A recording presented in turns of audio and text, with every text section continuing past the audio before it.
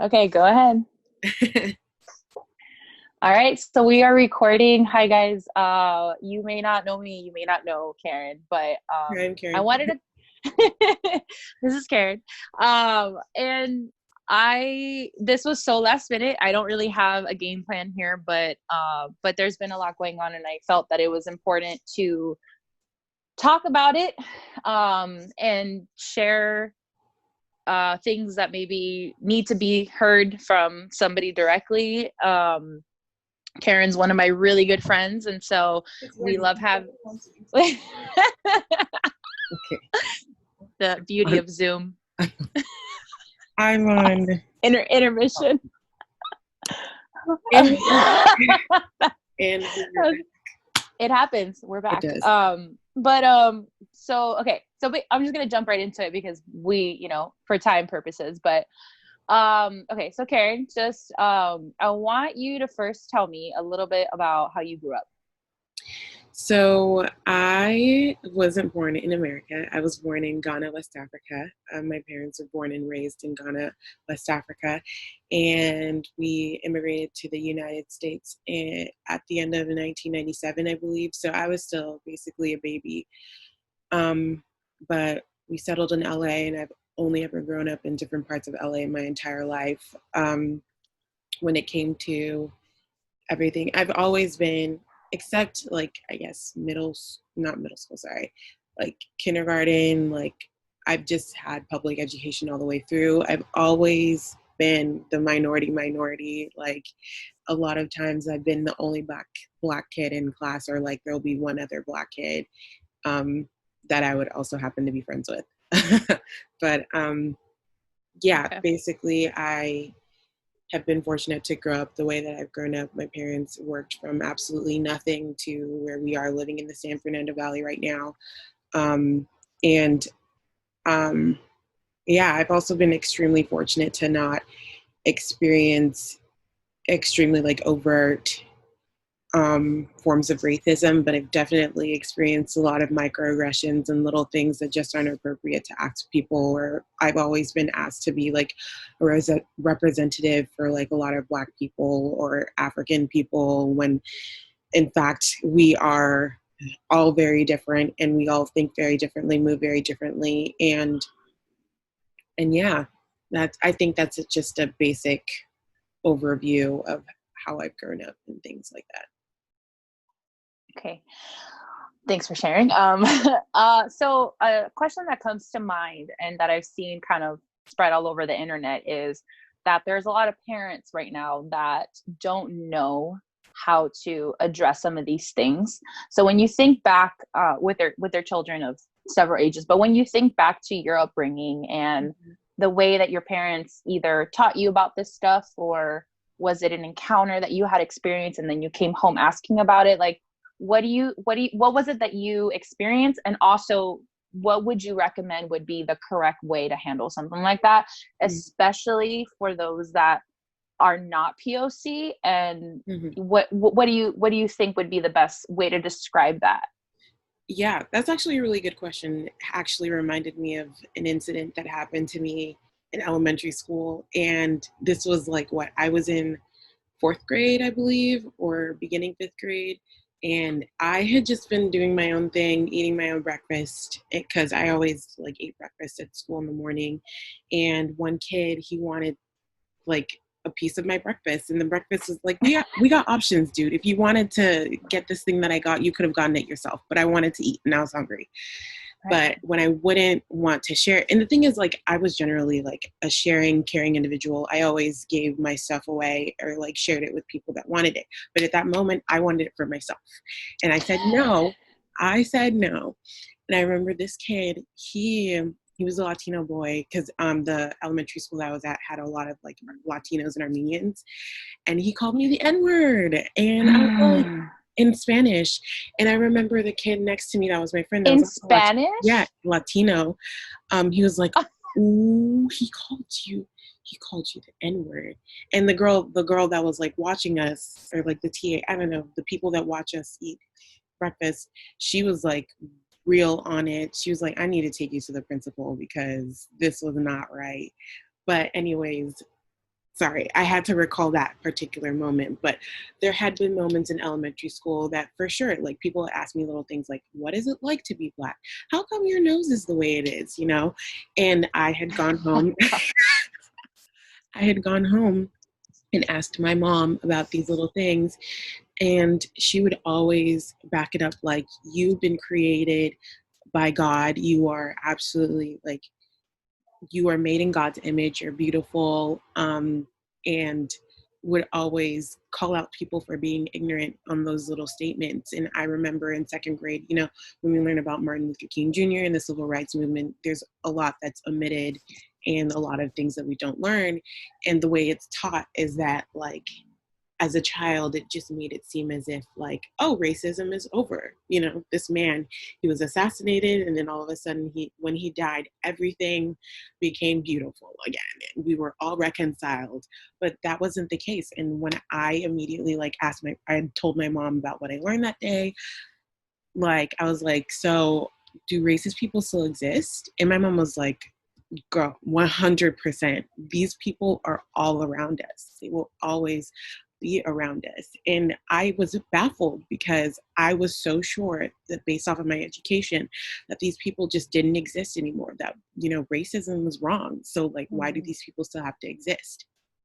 But like, as I grew older and stuff, my parents weren't hesitant to ever like share their experiences in their particular workplaces about how, you know, people, because my mom works as a nurse and my dad works for the government as like a bank auditor. And, you know, at times people would be like, oh, you're a Black person working in the position that you're working in. And my mom is like a highly regarded nurse in her field. She works as a charge nurse sometimes, so she's overseeing people, but sometimes people would look at her and be like, so like you're the person in charge and stuff like that. But my parents always are like, you know what? You're just going to have to show these people that you're more than capable than anything that they've ever imagined about Black people, and show them that we aren't people to be played with and trifled with. And that's always been something that's been instilled in us. But my parents have always also like to reiterate that we shouldn't retaliate in ways that are like violent, in ways that will ultimately harm us. And sometimes it's not necessarily like that you have to take the bad things that happen, but sometimes you have to, I guess there are a couple times where you have to do what you have to do in order to like get through it, if that makes sense. Um, Yeah. but I do think in regards to like how kids need to be raised, I think it's really important that kids should be raised with these ideals from a very young age, because as I've already explained, a lot of us kids experience these questions and these comments from a very young age. And these kids, they display a lot of the behavior that they had grown up with, that they had seen in their household. And they, those kids need to be directly addressed from a young age that these things are not okay, and that it's okay to ask questions, and it's okay to be curious about other people's cultures and how they've grown up and their upbringing and stuff like that. But it's not okay to be ignorant, and it's not okay to ostracize people for their different cultures and different colors of their skin, you know? So yeah, education starting from the home and from the heart is an extremely, extremely, extremely important thing. And it's not something that should be like sugar coated, and it's not something that should be just, I don't know, vaguely talked about. It should be addressed head on. Head on. Yeah. Okay, great. I wanted to ask about just there's two specific words that are coming up to me right now: fear and anger. Mm-hmm. I want you to share about, you know, I mean, you're a Christian, Mm-hmm. and I love that about you. Mm-hmm. And I want you to talk about maybe some fear that you've experienced throughout your life. Could be something now, could be something growing up, and how you combated it, and with either your faith or whatever else you use And also about anger, because I feel like a big topic right now is just that, understandably, we have a nation that's angry, and even other countries that are just furious about what's going on. Mhm. So I just want to hear your thoughts on anger. I want to hear your thoughts as uh, being POC in that anger from, I'm sure years and years of things that have happened historically. Mhm. But I just want to hear your thoughts from a Christian standpoint on those two things, on fear and on anger. For sure. When it comes to fear, I feel like growing up, especially in this particular topic, I don't think I was really very much afraid. I was a very much an outspoken child and did whatever I wanted to do and said whatever I wanted to say. um, it isn't until I've gotten older that I've experienced, that I have seen and learned about all these things that have happened and genuinely been like, wow, people, like, I could walk down the street at night at some point and somebody could think that I'm doing something like sus and want to interrogate me and possibly like harm my life. Um, it's crazy because I've just always been raised in such a way where fear wasn't something that was always in the back of my mind. Like you said, I'm Christian. I've always been raised as a Christian, and I've always been raised to not have any fear and be courageous in the Lord because our God is good, a good God and a big God and a just God. So we should just live our life unapologetically. But as you grow older and you just see all these things happening, like I fear a lot more for my brother's life, when he goes out, because he's a tall, like strong black man, and he loves to go out there wilding out with his friends, like not doing just having fun with his friends, but he could be stopped one day and somebody be like, what are you doing? And Yeah. now my brother is going to a predominantly white institution. I don't know if I should say yet, because like he hasn't started his school year yet, and I don't want to like cause Mhm. anything. I don't want to jeopardize that. But Yeah. he's going to a prestigious, predominantly white school, and I always am telling him like, I don't want you to feel like you can't live like an unapologetic black man, and you shouldn't allow yourself to be brainwashed by like a predominantly white institution. You should be like, just allow yourself to be free. And I'm glad that my brother, he also like lives in no fear. My brother fights people, like fights people, like arguments. He's very much like, this is your rhetoric and your rhetoric is wrong and this is why da, da, da, da, he comes at people at times. But fear, I feel like I'm babbling. But fear is something that I think just hasn't been instilled in us, but it's still definitely there, considering everything that's going on, and it's really disheartening. And we do try to move carefully, and we sometimes do try not to act in ways that seems like it's trampling on people's toes or things like that, because we just don't want to be apprehended or have anything bad come upon us because of the color of our skin, be judged for the color of our skin. It's really unfortunate when I think about it. And you said fear, and I'm forgetting the Anger. in Anger. anger. Okay, Yeah. anger. This When is a it comes to biggie. anger, girl, um, I'm very slow to anger. I am very slow to anger, and it takes a lot to get me angry. But I think my anger when it comes to race relations really toppled over when I went to college and when I just learned so much more than the public schools had taught me. And Mm. our public schools literally only grazed like everything that happened when it came to racism just by a little bit. But then when you get to college and take like an upper division course, and I've been fortunate enough to take like African American studies and Native American studies. I took multiple classes on that, and just the more you learn and the more you analyze, the more you realize how evil people have been and how unbelievable people treated people of color. And people of color like were sterilized, so that they wouldn't be able to like populate America. People of color were lynched. People of color were ostracized. People of color were given much less and pushed into like communities that were just unfortunate. And it the government had been a part of that for so long. And so I understand this has been over 400 years worth of terrible things that have happened consecutively over and over and over and over again. So when people bring up anger and Christians bring up anger and say that we shouldn't be angry, I just don't agree with that. I mean, everything is just, I think that people are justified in their anger, and I think we should be allowed to be angry. And we do have a God that is emotional. We do have a God that gets angry. We do have a God that weeps with us whenever we mourn. We have a God that rejoices with us whenever great things happen.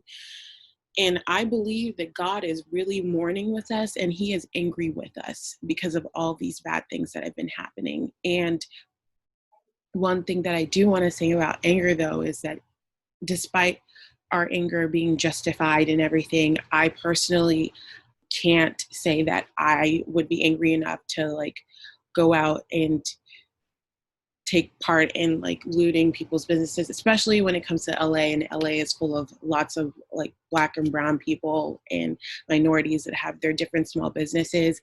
I think when it comes to looting and setting things on fire, that's when things get that's when things get hazy. And that's when I'm like, okay, we should draw the line there, because when people start looting and things like that, it takes away from the main peaceful message that we're trying to get across. And the main thing is that 3 other officers haven't been held accountable for the death of the suffocation of this Black man that has been caught on camera. And it's really unfortunate. It's just a huge back and forth for me sometimes, because I get people's anger. I get like why people feel like they need to destroy things, because a lot of things have been done throughout history and successfully done through violence. Like slavery was successfully done through violence. And people think that this is the only way that they're truly going to be heard, when we start destroying things and destroying cities and taking down things. It's really unfortunate that our government is responding the way it's responded so far, and that people haven't been held accountable thus far. But I think people need to be a little there. It's hard to address. Yeah. It's justified. I can't get with the looting, but I also understand it. That's what I'll say. Yeah. Like that was whole rambling. No, that was great, and that was a big one. I mean, it's a big thing happening right now, and I think I've seen opinions all over the place about it, and I'm with you. Like, I get the anger, but it just, some of these businesses are POC businesses, so exactly. it's like, are we helping, are we hurting, are we now those owners have to take care of all that, and I get it. Like, people talk about insurance, and I get it, but it's but I just wanted to know from that point. I want to switch gears for a second, because we're almost out of time, but I've noticed that there's a lot of people that have been quiet, especially non-POC. So this is kind of like a two-parter, but one, I want to hear your thoughts on people being silent right now, people not speaking up, your honest opinion on that, and what that looks like probably for your community as a whole. And the second part to that is, what do you think about people in the church staying silent, and how should they respond, especially because we have leaders in the church that lead by example. And of course we follow the Bible, we look at these laws, and I just want to gather your opinion on this. So from a general standpoint, but also within the church. For Yeah. sure. From a general standpoint, I've always stood by the fact that I think people, influencers, very big celebrities and stuff like that, they should be held accountable to speak out against these things. And I know that there will be people that'll say, like, you shouldn't need to rely on these people to be able to make a statement for you. And I'm not necessarily saying that these people need to speak for communities of color. I'm not saying they need to speak for Black people ever, but at least be our microphone, at least give us the platform to be able to say what we need to say. Because whether we realize it or not, I mean, most of the people that are followed the most on Instagram aren't Black people, So if people of if white people really gave us the platform to speak the message that needs to be spoken, just think about the amount of people that can be reached worldwide, the amount of people that will be able to see the injustices that have been happening throughout the world. These are really influential people, whether people like to acknowledge it or not. These are influential people. I'm going to use Timothy Chalamet as an example. Because he has a really big, very hardcore fan base. I'm going to say, like, add Harry Styles in there too, because I love Harry. You Gen Zer. These are boys that have extremely die-hard fans that will do anything for them. And these two men, for real, anything for these men.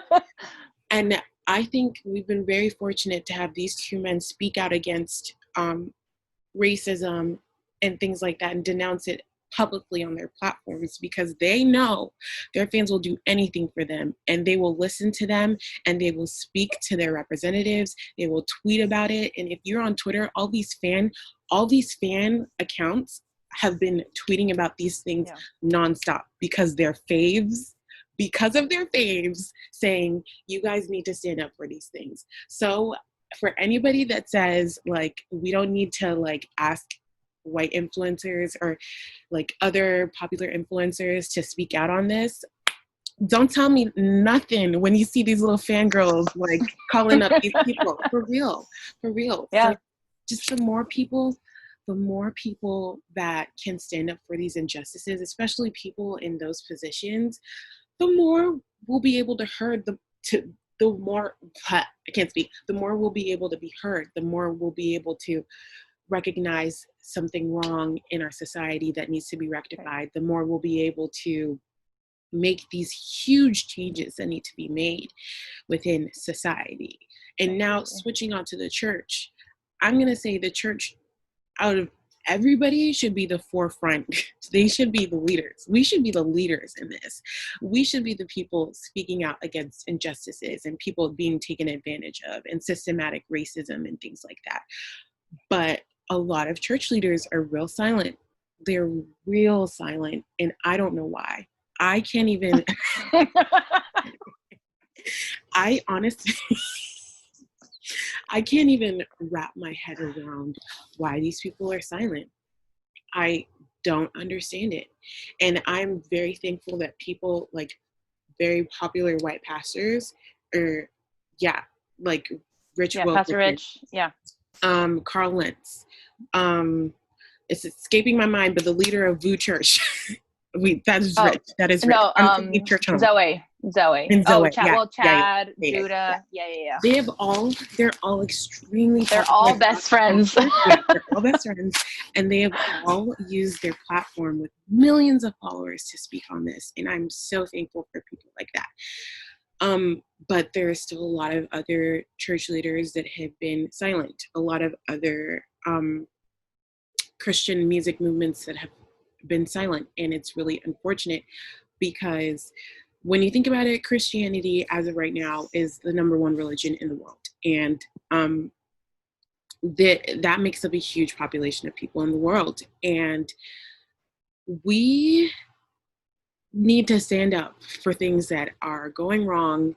We need to recognize that there are specific verses in the Bible that say that we need to call for justice and stand up for justice, and we need to be the example. And we can even, like, you can even read the book of Amos. I'm pretty sure that's how you pronounce it. Amos, Amos. Yeah. Yeah. And Amos, like, he was super fed up with the people he was around. And he was basically like, y'all all fake. You guys do not care about people in need. You guys are taking advantage of people in need. And I'm so grateful that we have a book in the Bible dedicated to that, because I mean, I think it's really reflective of everything that's going on. And for some reason, I feel like people are skipping that particular book in the Bible. For Yeah. what reason? I don't understand. But for what? For what? But for what? But we need to be leaders. I don't know why people are like tiptoeing around other people. Christianity has never been a religion where we need to tiptoe around people or even like pander to particular people. Christianity in the beginning was never even supposed to be like a religion for the popular people, for the popular kids. It was always supposed to be for the other and the ostracized. And those are the people that responded the most to Jesus, the people in need, you know? Right. But now it's been transformed and westernized in such a way that it has often been whitewashed and particularly like preached in such a way that is more supportive for people in higher positions or people in more convenient positions or white people and things like that. But that isn't the gospel. The gospel shouldn't be ever be transformed in such a way to like fit a particular community better, if that makes sense, or to even fit the majority better. I'm going to say that instead of what I said. It shouldn't be something that should be transformed to like be more relatable to the majority. The gospel is what it is, and it's that Jesus came down to earth and he came to save us all. We are all sinners, and he loved us. God loved us so, so much that he sacrificed his only son so that we may live and have eternal life with him. He brought Jesus down so that we may be reconciled to him. But people are just taking the gospel and just transforming it in certain ways that just aren't making it the gospel anymore. People aren't going back to the word enough. People are taking the word. And this is why it's important for leaders to speak up, because a lot of people that go to church don't go back home and open up their word and read the Bible. That's why a lot of people haven't read Amos. But a lot of people take most of their verses from their churches, take most of the messages from their churches, and just live that out for their weeks instead of looking into it themselves. But when we have leaders particularly specifically addressing it, people will recognize how important it is to address it in their own hearts, in their own homes, and in the world around them. That's why it's just super important for Christians to be the forefront of everything that's going on right now. And unfortunately, I think it's taken up till only now for a lot of people to address it. And I wish that it had been a lot more popularized before. But ultimately, I am grateful to God that a lot more people are being more exposed to this and addressing this more. And I pray and I pray and I pray and I hope to God that this is something that will not just be for like the next couple of weeks, but it'll be a lasting effect throughout our history, throughout church history, throughout Christianity, throughout different communities and stuff like that. But yeah. That was like so incredible. I just want to tell you that. This is why I love you, Karen. So we have about 4 minutes. And I do have one last question, but you can kind of spit it out as like thoughts, or if you just have really something important to say, I want you to take the floor, obviously. But my last question is, I've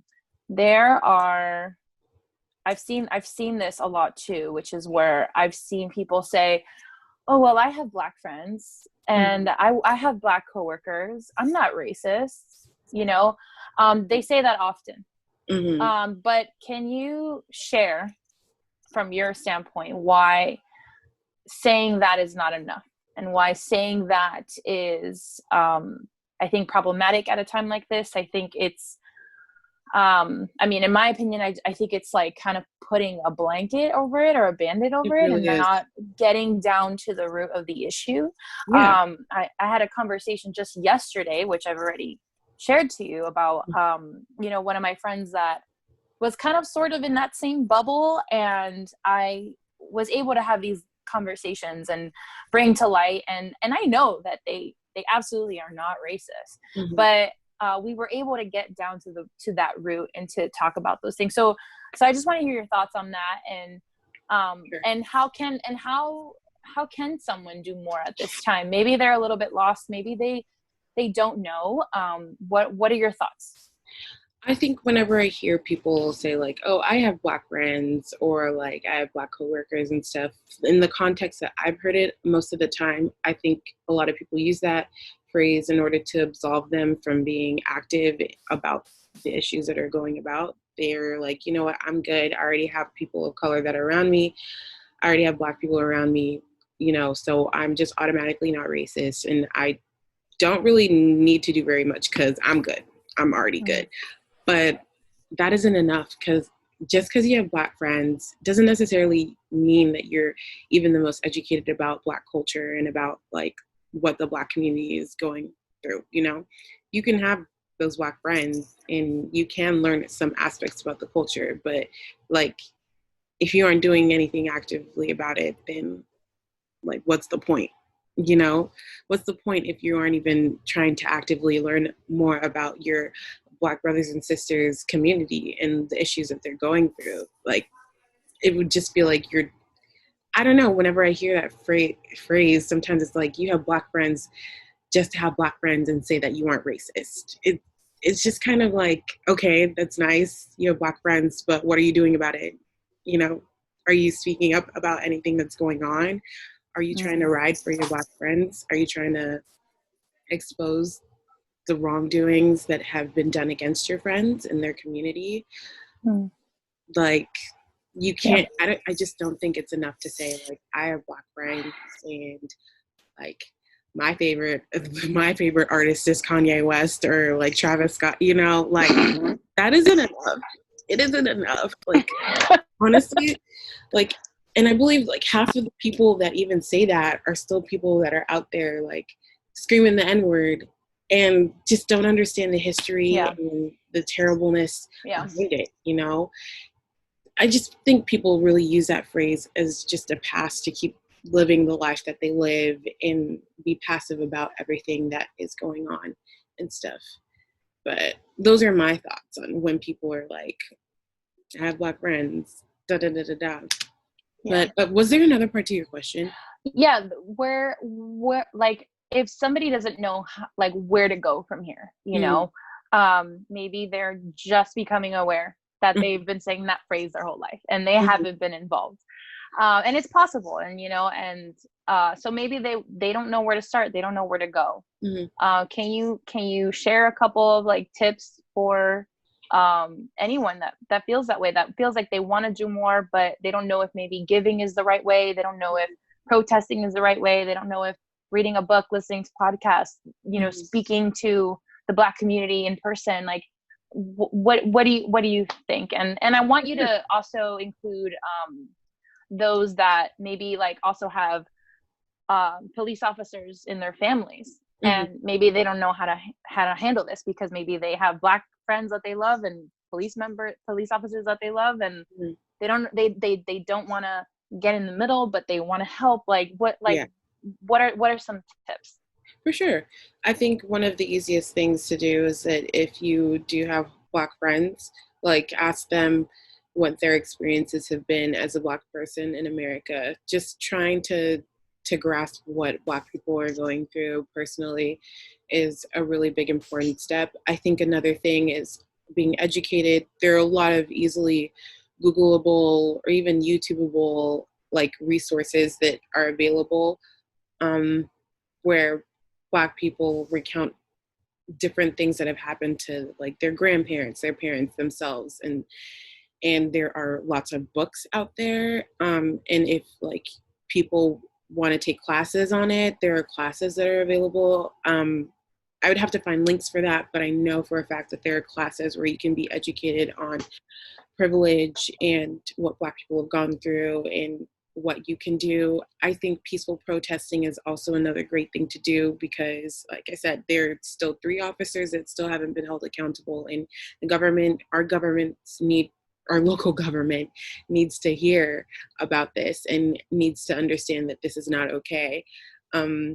So yeah, peaceful protesting is another thing. They're just in donating to different organizations that are able to push out the education that people need, to able to push out the resources that the Black community needs in order to fight these things. Donating is really important too. I do encourage people to look into different charities that are out there, different organizations are out there, because I mean, I don't want you to just donate to any link, but truly before you donate, look into the causes that these organizations are doing and the causes and the different backgrounds that these organizations have. They will give you like an extensive education on why they do what they do and what they um what they intend on doing with your money and different things like that. Those are just to name a few really good, pretty easy, important things that you can do.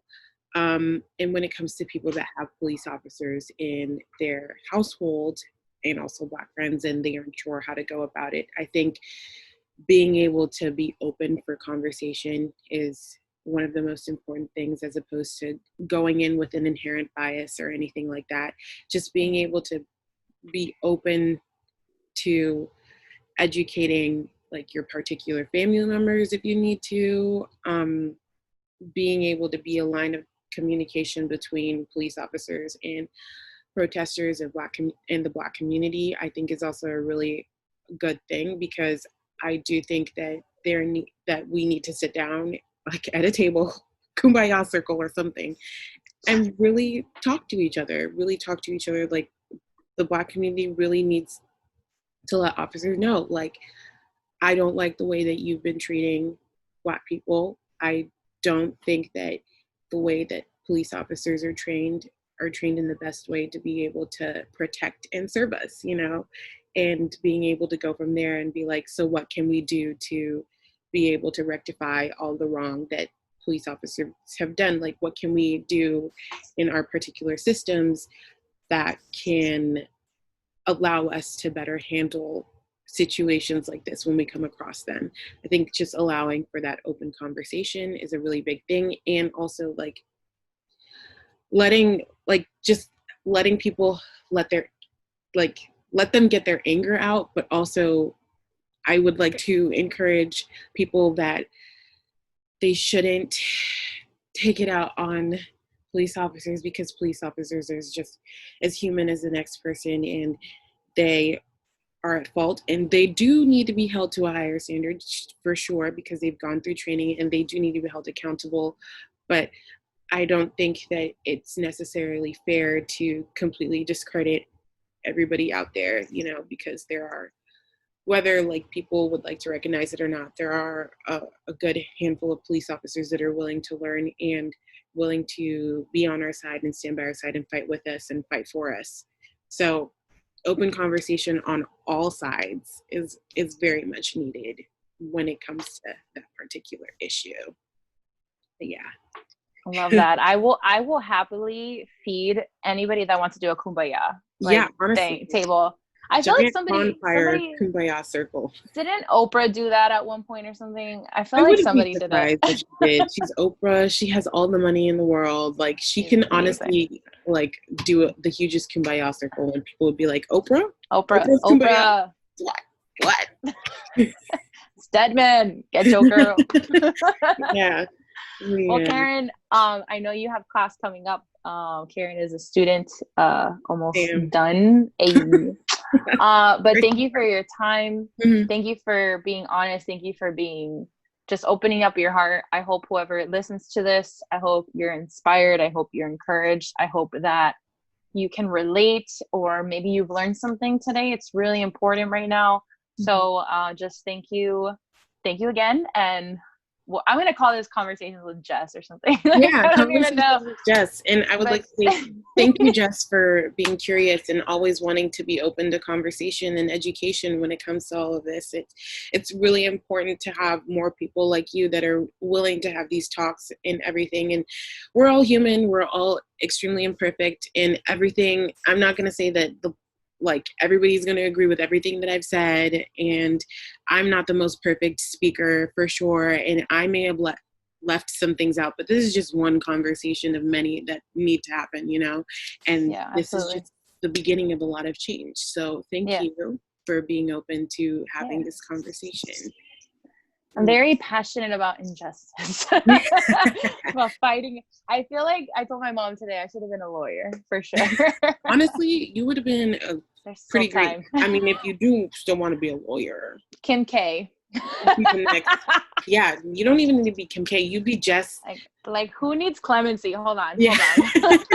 Yeah, honestly, I could see you going to the White House and being like, I need to talk to people right now. Yeah. Right now. Get me through. But yeah, thank you so much for being such a fighter. You have such a fighting spirit, and I wish more people had more of a fighting spirit instead of being lenient about everything. I'm calling out some people. It's getting shady in here. I mean, for real, these times have really highlighted the people that Yeah.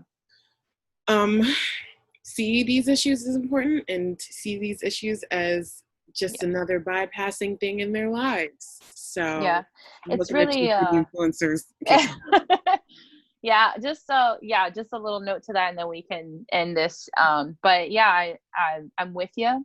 I'm really upset about it, and I think that if you're watching this and you have been quiet, doesn't matter how good of a person you are, Jesus would have never been quiet. Just FYI, like straight up. Mm-hmm. MLK would have never been quiet. Like I can name a couple of people that have never been quiet, and in fact, some of the things that we have today, including our right to vote, which I would reminder, go register to vote. Please. Our right to vote as women started because somebody ruffled feathers, and we can go down history and look at all the people that have changed it because they did something about it. So I don't, if you're scared to go protest because of COVID, that's okay. That's fine. There's other ways. This is one, like Karen said, this is one conversation. And if you gathered something from this one conversation, imagine how many more conversations you can have. And how, what if we call this like educated summer or something? And then by September we go, okay, what did you learn this summer? Yeah. That was not about you and your influencer status. Like, what did you learn? So yeah, I just that's just my final thoughts. And Karen, again, thank you so much. And we can just wrap this up. For sure. Okay. Thank you. A wrap.